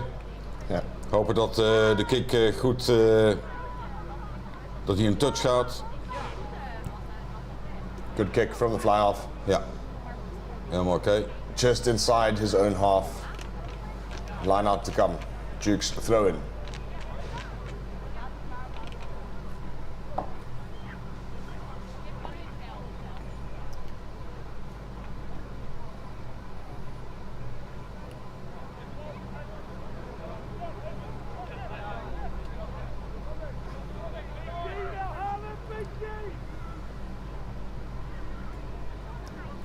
De bal wordt ingegooid door Lars. Ik vond hem vorig jaar echt goed ingooien. Kijken of dat dit jaar ook zo is. Ja, we hebben de bal. Is goed. Taken out in the air, ref. Unfortunately not coming from a penalty going against the Dukes.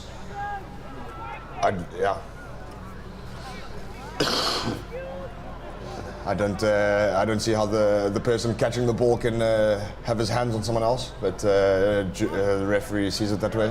Penalty against the Dukes. Ja.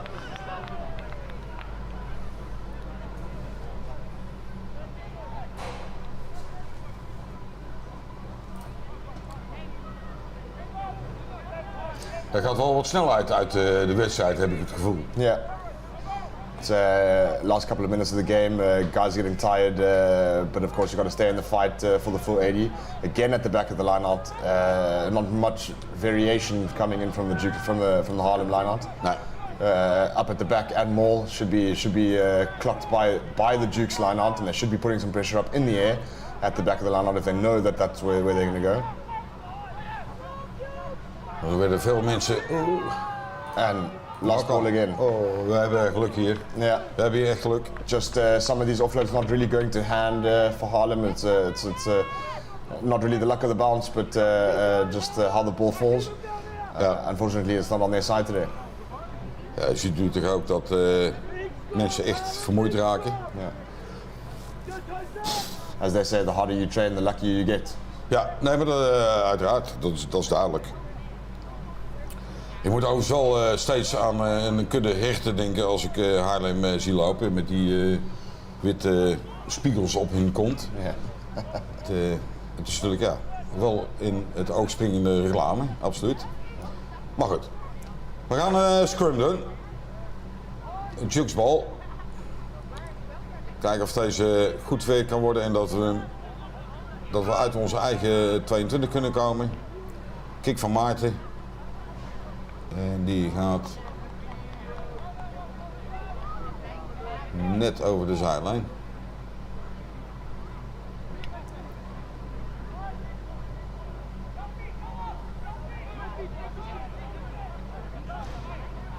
De 74e minuut.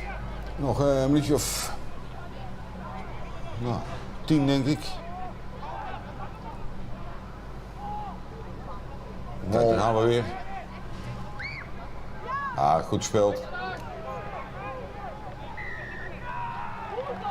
Penalty. Coming in from the side. De mannen van Haarlem moeten daar ook helemaal moedeloos voor worden. Elke keer net voor in de 22 gaat het mis. Dus even kijken wat hier nou gebeurt. In from the side, says the ref. Ja, nou ja, goed, dat denk ik ook al. Scheidsrechter heeft altijd gelijk. Nee, bijna altijd. Hè. Nee, maar goed, je kon duidelijk zien dat hij... dat was niet echt slim. Quite clear. Bit off the ball stuff. Chick's going to be looking at some time management now. Entering into the last breath of the game.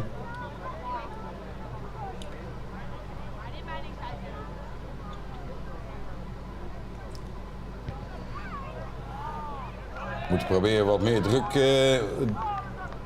op te leggen.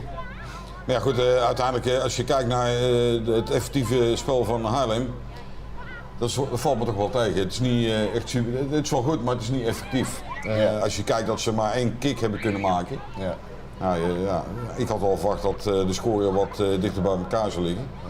Maar goed, we zijn er nog lang niet. Kan altijd nog gebeuren. Ja.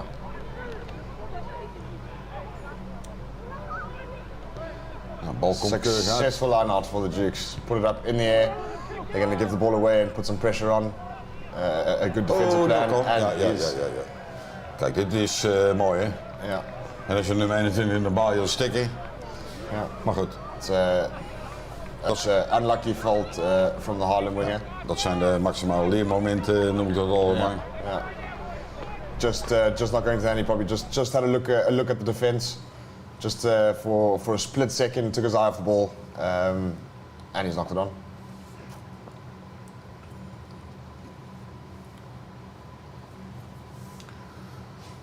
Rick Hoogland zegt compleet naast de gate. Ja, daar waren wij het al over eens. Dat was ook duidelijk te zien. Yeah.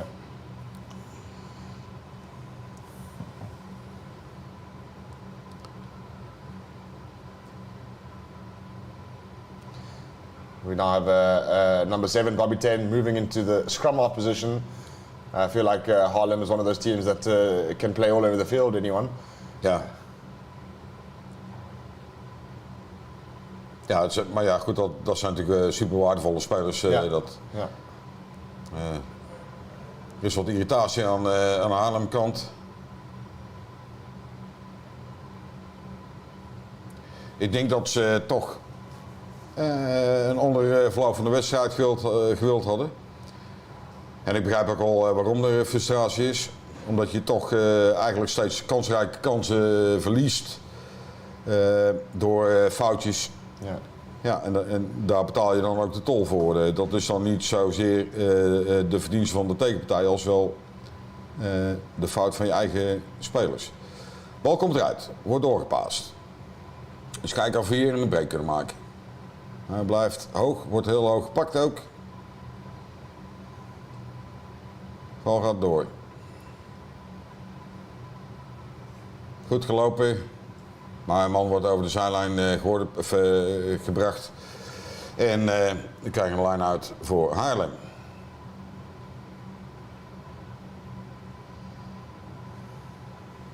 The 77 minutes, we've got it on the clock, just entering the 78th. We're probably looking at a few minutes over the time, according to what the watch on the ref's wrist. Ja, ik hoop dat er een nieuwe batterij in gedaan heeft. Dat als dat oude batterijen zijn, dan gaat de tijd wel langzamer natuurlijk. Yeah. Maar goed, uiteindelijk, wat zal erbij komen, 4-5 minuten, denk ik dan. Dat is op zich wel redelijk normaal. Maar goed, we staan in Haarlem 22 gebied. Hij wordt keurig gestopt. De bal wordt net bespeelbaar gemaakt. Kick diep in het veld. Kijken of dat daar... Nou, Fred heeft hem verwerkt. Geeft de kick naar de zijkant. It's a good chase. Ja, absoluut. Some good pressure from the Dukes. Keurig gestopt ook daar. Nou, slechte paas. En ze worden keurig teruggezet.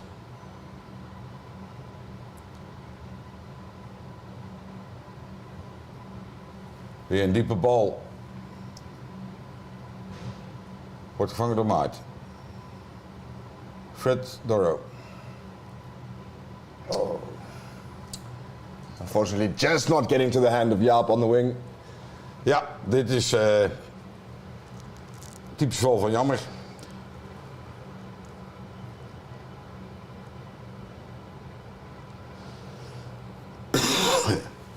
Rob, you are 100% correct, my friend. The dominant tackles from the Dukes today have just upset Haarlem just a little bit too much. They haven't been able to get the momentum and get forward. Once you dominate the contact area, it's very difficult to come back. Almost stolen from the Haarlem boys, from the Dukes boys, from the Haarlem line-out. Mooie diepe paas. Dan wordt op snelheid aangespeeld. Dat zie ik graag. Ja, je ziet inderdaad de druk van de Dukes en Haarlem komt er inderdaad niet uit. Daar heb je gelijk in, Gijs. En nou ja, precies. Dat mag niet. Oké, bal is snel genomen.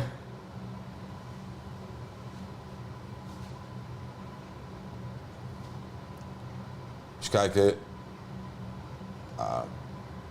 Man, keurig getackled. Prima tackle van Fuga was dat, denk ik. Chris with a great tackle, stopping in his tracks. En we hebben de bal veroverd. Kijk, alleen een beetje sloppy paas. Maar daar weet Fred wel raad mee. Kijken of dat, we nu genoeg mensen achter de bal hebben. Dat hebben we ook. De bal wordt uitgepaast, komt een kickje. Down the middle of the field. Collected by the fullback. He doesn't know where to go. Gets the pass away. A little bit of space on the out wide. Goede clearance van Haarlem daar. Hè. Dat zie je dus ook de ervaring van de spelers die daar staan. Ja. Dat is wel heel mooi om te zien. Maar vervolgens hebben ze toch moeite om die bal weer in het spel te brengen. En dat is inderdaad de verdienste van de voorwaarts van de Dukes. Enfin, we blijven. De bal blijft in Haarlem, aan de Haarlemse kant. Er wil iemand weg, maar die wordt vastgehouden. Onze Italiaanse vriend. It's looking to be a good game end. It's just a little small fumble from Haarlem. Ja, dit zijn natuurlijk de foutjes waardoor je de wedstrijd echt niet gaat beslissen.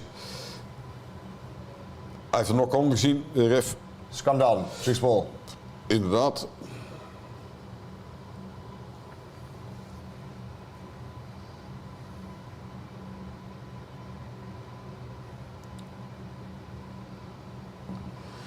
We zitten inmiddels in de 83ste minuut.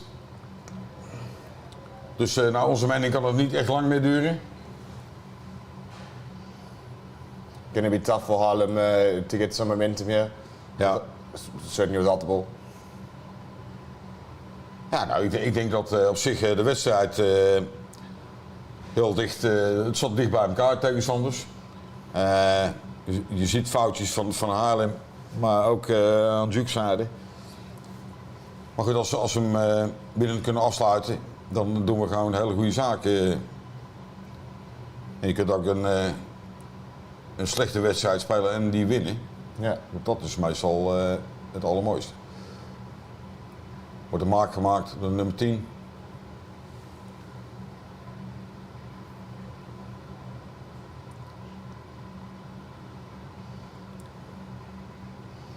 That's a steal, ref. Yes. Le Piep over the ball. Penalty. Holding on. We horen het gejuich van buiten. Nou, dit is natuurlijk perfect, hè? Ik neem aan dat we die toch op de palen gaan kicken. Yeah, it's a great tackle from Jensen. Absolutely. Nice low tackle again, giving that ball, Yeah. Giving his players an opportunity to have a go at the ball. En ja, was gelukt. En penalty. Nou, eens kijken of Fred deze kan maken.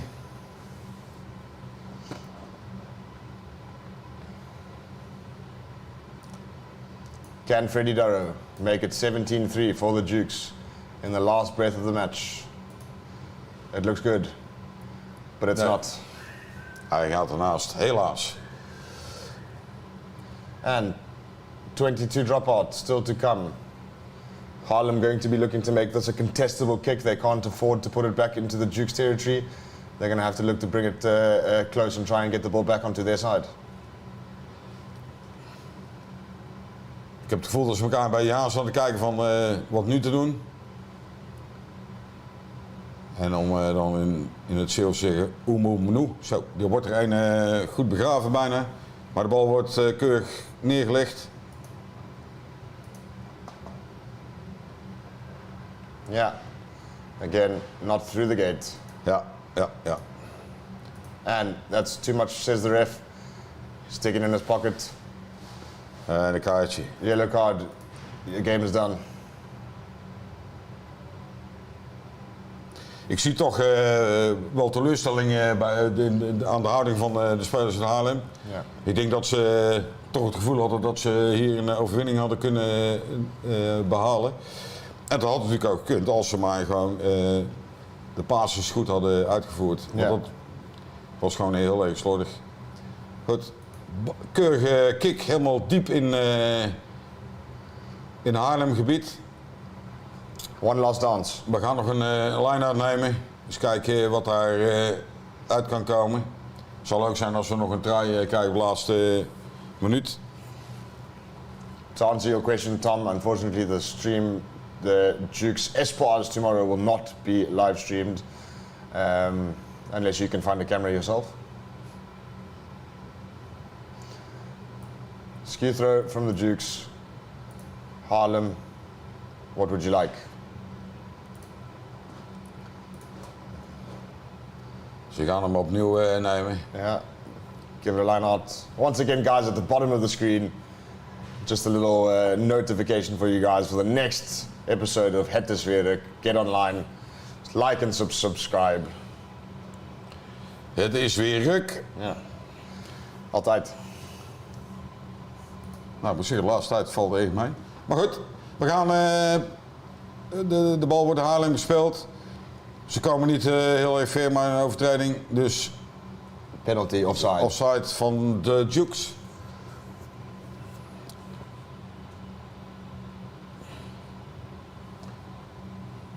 Haarlem gaat de bal uitkicken.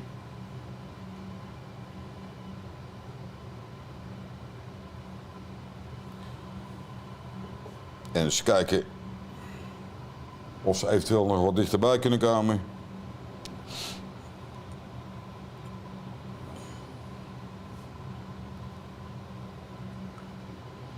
Line out for Haarlem. Inside their own half.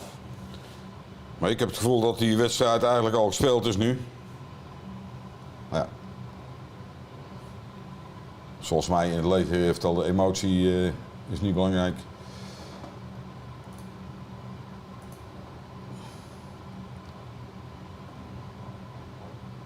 Hij laat nog gewoon doorspelen. De ref.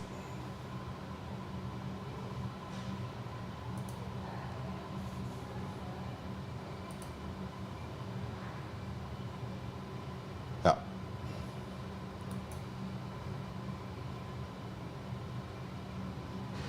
Daar liggen twee mensen die wat pijn hebben. Van mij Wally. Ja. Wally en I think that's a tweede rij. clash of heads. Ja, iets met zijn knie vermoed ik. Geef mij even tijd om te vertellen dat de volgende week om 3 uur, zaterdag, we de Dukes thuis hebben tegen de Oysters. Dat is een streek... Brabant rivalry. Ja, een derby hè, noemen ze dat hè, in het Engels. Dus ja, kijken of dat ook een leuke wedstrijd wordt. Ik vermoed van wel. De wedstrijd die vandaag niet doorging in de eerklasse was Den Haag tegen het Gooi. Dat is op zich wel jammer, want ja, dat is ook de top 4 zeg maar. Ja. Dat had te doen met spelers die aan Delta geleverd zijn door Ja. Gooi denk ik. Of Den Haag. Ja, dat is jammer dat zo'n wedstrijd dan wordt...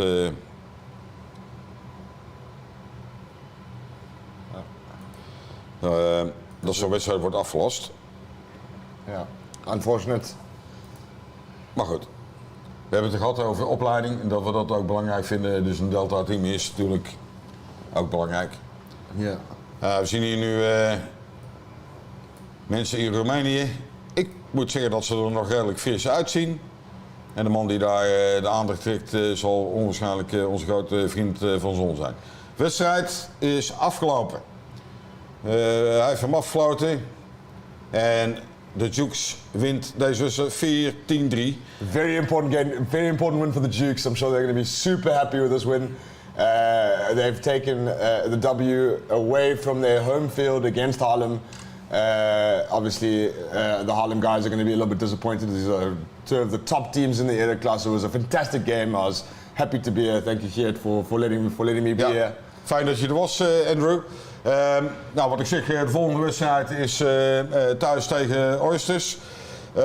Wanneer was de Ruk TV ook alweer? Next week, Thursday. Volgende week woensdag. Kijk naar de volgende episode van Ruk TV. Ik bedank u voor de aandacht en tot volgende week. Dankjewel.